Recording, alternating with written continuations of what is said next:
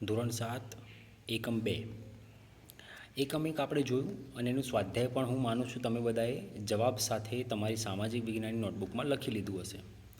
તો લખ્યા પછી તેનો એક ફોટો પાડીને તમારે વોટ્સએપ પર મોકલવાનો પણ છે. તો ચલો આજે આપણે એકમ 2ની સમજ મેળવવાની શરૂ કરીએ. એકમ 2નું નામ છે દિલ્હી સલ્તનત. તો જોઈએ જરા. પ્રાચીન કાળથી દિલ્હી ભારતીય રાજનીતિના કેન્દ્રમાં રહ્યું છે. 12મી સદીમાં તોમર અને ચૌહાણ રાજપૂતોના સમયમાં દિલ્હી વેપાર વાણિજ્યનું એક મહત્ત્વનું કેન્દ્ર હતું. 13મી સદીની શરૂઆતમાં દિલ્હી સલ્તનતની સ્થાપના થઈ. 1206થી ઈસવીસન 1526 દરમિયાન ઉત્તર ભારતના વિશાળ વિસ્તાર ઉપર શાસન કરનાર શાસકોને સુલતાન અથવા શાસનકાળને દિલ્હી સલ્તનત તરીકે ઓળખવામાં આવે છે. તો જોઈએ 12મી સદીની અંદર તો તોમર અને ચૌહાણ રાજપૂતોના સમયમાં દિલ્હી એક વેપાર વાણિજ્યનું કેન્દ્ર હતું અને 13મી સદીની શરૂઆતમાં એટલે 1206થી દિલ્હી સલ્તનતની સ્થાપના થઈ. તો ઉત્તર ભારતમાં એક વિશાળ સામ્રાજ્ય જેને કહેવાય છે સલ્તનત કાળ અથવા દિલ્હી સલ્તનત, તે ઈસવીસન 1206થી ઈસવીસન 1526 સુધી ઉત્તર ભારતના રાજ્યમાં રહ્યું. તો તમારે આ યાદ રાખવાનું છે કે દિલ્હી સલ્તનતની સ્થાપના અથવા સલ્તનત કાળની સ્થાપના ઈસવીસન ખાલી જગ્યાથી ઈસવીસન ખાલી જગ્યા દરમિયાન થઈ. તો 1206થી 1526 દરમિયાન આ શાસકો મૂળભૂત રીતે તો કયા હતા? તુર્ક અને અફઘાન. તો આ દિલ્હી સલ્તનતના શાસક તુર્ક અને અફઘાનના હતા. આ 350 વર્ષ દરમિયાન દિલ્હી સલ્તનતમાં કુલ 5 વંશોએ સત્તા ભોગવી, જેમાં પહેલો ગુલામ વંશ, બીજો ખલજી વંશ, ત્રીજો તુગલક વંશ, ચોથો સૈયદ વંશ અને પાંચમો લોદી વંશનો સમાવેશ થાય છે. તો આ 5 વંશ તમારે એક પછી એક યાદ રાખવાના છે. ગુલામ વંશ, ખલજી વંશ, તુગલક વંશ, સૈયદ વંશ અને લોદી વંશ. જો સામાન્ય રીતે ઇઝીલી યાદ રાખવું હોય તો નાનું નાનું શોર્ટ ફોર્મ બનાવી દેવાનું, જેમ કે ગુલામ વંશનો ગુલ, ખલજી વંશનો ખલ, તુગલક વંશનો તુગ, સૈયદ વંશનો સૈ અને લોદી વંશનો લો. તો જો ગુલ, ખલ, તુગ, સૈ, લો. દિલ્હી સલ્તનતની સાથે આપણે આ પાઠની અંદર બીજા 2 સામ્રાજ્યનો પણ અભ્યાસ કરવાનો, જેનું નામ છે વિજયનગરનું સામ્રાજ્ય અને બહમની સામ્રાજ્ય. તો ચલો 1206થી 1526 દરમિયાન દિલ્હી સલ્તનતની અંદર જે 5 વંશ થઈ ગયા એમાં પહેલો વંશ હતો ગુલામ વંશ. આપણે તેની માહિતી મેળવીએ. તો જુઓ, ગુલામ વંશ ઈસવીસન 1206થી ઈસવીસન 1290 સુધી રહ્યો.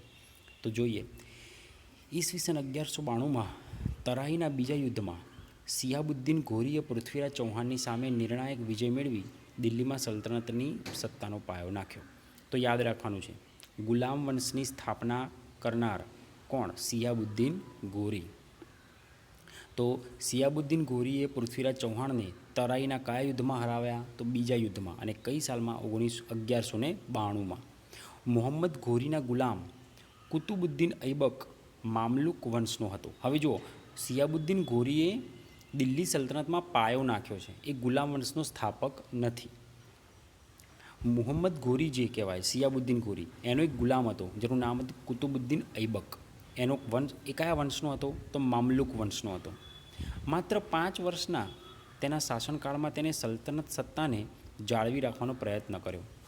ઈસવીસન 1210માં પોલો રમતા ઘોડા પરથી પડી જવાના કારણે તેનું મૃત્યુ થયું. મતલબ કે મુહમ્મદ ઘોરી એ ઘોડા ઉપર પોલોની રમત રમતા હતા અને એમાંથી પડી ગયા એટલે એમનું મૃત્યુ થયું. હવે એમનો ગુલામ જે હતો કુતુબુદ્દીન ઐબક, એ કુતુબુદ્દીન ઐબકના અવસાન બાદ તેનો ગુલામ અને જમાઈ ઇલ્તુત્મિશ ગાદીએ આવ્યો. હવે તેણે સલ્તનત સત્તાને સર્વોપરી બનાવવા ચેહલગાન એટલે કે 4 ગાનની સ્થાપના કરી, એટલે કે 40 તુર્ક અમીરોના દળની રચના કરી. હવે જુઓ, આપણે ફરીથી એકવાર જોઈએ, કદાચ કંઈ ભૂલ થઈ ગઈ હોય તો જોઈ લેવા. મોહમ્મદ ઘોરીનો ગુલામ કોણ હતો? કુતુબુદ્દીન ઐબક. આ કુતુબુદ્દીન ઐબક કયા વંશનો હતો? મામલુક વંશ. 5 વર્ષના સમયગાળામાં જ એને સલ્તનતની સત્તા જાળવી રાખવાનો પ્રયત્ન કર્યો. હવે 1210માં પોલોની રમત રમતા હતા, એમાંથી એમનું મૃત્યુ થયું અને આ કુતુબુદ્દીન ઐબકના અવસાન પછી તેનો ગુલામ અથવા તો તેનો જમાઈ ઇલ્તુત્મિશ એ ગાદીએ આવ્યો. હવે ઇલ્તુત્મિશે એક ચહેલગાન અથવા ચારગાનની સ્થાપના કરી, જેને 40 તુર્ક અમીરોના દળ કહેવાય. તેણે રાજધાનીનું સ્થળાંતર લાહોરથી દિલ્હી કર્યું. મતલબ કે ઇલ્તુત્મિશ જે છે એ પહેલાં રાજધાની લાહોર હતી, હવે એની રાજધાની કઈ થઈ ગઈ? દિલ્હી. તો ઇલ્તુત્મિશને ગુલામ વંશનો સાચો સ્થાપક માનવામાં આવે છે.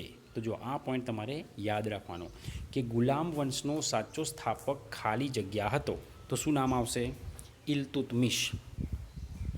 પોતાના એક પુત્રને સુલતાન બનાવવા યોગ્ય ન સમજતા ઇલ્તુત્મિશે પોતાની કાબિલ પુત્રી રઝિયાને પોતાની ઉત્તરાધિકારી જાહેર કરી. હવે જુઓ, ઇલ્તુત્મિશ રાજાના પુત્ર પણ હતા અને પુત્રી પણ હતા, પરંતુ એક પણ પુત્રને તેને સુલતાન ન બનાવ્યો. તેની જગ્યાએ એમની જે પુત્રી હતી, જેનું નામ હતું રઝિયા સુલતાના, આ ફોટો જે દેખાય છે, એમણે રાજગાદી આપી. તો ઇલ્તુત્મિશના અવસાનના થોડા સમય બાદ તેની પુત્રી રઝિયા સુલતાના દિલ્હીની ગાદીએ આવી. સૌથી પહેલી મહિલા સુલતાન કોણ હતી? તો રઝિયા સુલતાન, જે દિલ્હીની ગાદી આવનાર પ્રથમ મહિલા શાસક બની. એ સમયના ઇતિહાસકાર મિન્હાજ સિરાજ પણ સ્વીકારે છે કે રઝિયા સુલતાના તેના બધા જ ભાઈઓમાં સૌથી વધુ કાબિલ અને સક્ષમ હતી. હવે જો આ બહુ જ બહાદુર, કાબિલ અને સક્ષમ હોવાથી પ્રથમ મહિલા શાસક બન્યા, જેનું નામ હતું રઝિયા સુલતાના. દરબારીઓ પણ તેને સ્વતંત્ર શાસક તરીકે સ્વીકારવા રાજી ન હતા. અમીરોની સત્તા લાલસા પણ એવી હતી અને સતત ચાલતા વિદ્રોહોને કારણે પણ આ રઝિયા સુલતાનના શાસનનો પણ અંત આવ્યો. હવે રઝિયા સુલતાનના અવસાન પછી 6 વર્ષ સુધી તો કોઈ રાજગાદી માટે સક્ષમ માણસ આવી શક્યો નહીં, તેથી અંધાધૂંધી ચાલી. અમીરોએ ઇલ્તુત્મિશના પુત્ર નાસિરુદ્દીનને દિલ્હીની ગાદીએ બેસાડ્યો. હવે જુઓ, ઇલ્તુત્મિશનો પુત્ર એટલે કે રઝિયા સુલતાનનો ભાઈ પણ હતો, જેનું નામ હતું નાસિરુદ્દીન. રઝિયા સુલતાનના અવસાન પછી જે આમીરો હતા, સભાસદો, એમણે આ નાસિરુદ્દીનને દિલ્હીની ગાદીએ બેસાડ્યો, મતલબ કે રાજા બનાવ્યો. 21 વર્ષના તેના શાસનકાળ બાદ તેણે નાસિરુદ્દીને 21 વર્ષ શાસન કર્યું. ત્યારબાદ તેનું અવસાન થતાં ગિયાસુદ્દીન બલબન ગાદી આવ્યો. હવે જુઓ, ગિયાસુદ્દીન બલબન ગાદી આવ્યો છે. તેણે ચહેલગાન દળનો નાશ કરી શાસનતંત્ર પરથી અમીરોની પકડને હળવી કરી. તેણે રાજાનું અવસાન વધુ મજબૂત બનાવ્યું. બલબન સાહિત્ય અને કલાનો પોષક પણ હતો. 22 વર્ષના તેના શાસનના થોડા સમય બાદ દિલ્હી સલ્તનત પર ખલજી વંશની સ્થાપના થઈ. તો જુઓ, યાદ રાખવાનું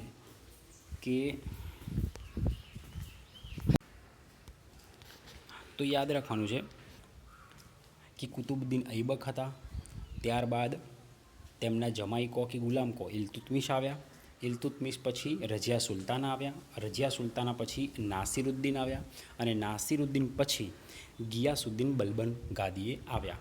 અને આ ગિયાસુદ્દીન બલબન તે ગુલામ વંશના છેલ્લા સુલતાન હતા, છેલ્લા સ્થાપક. અને ત્યાર પછી ગુલામ વંશ પછી કઈ વંશની સ્થાપના થઈ? તો ખલજી વંશ. ઠીક છે, હવે ખલજી વંશનું આપણે ત્યારબાદ વિડીયોમાં જોઈશું.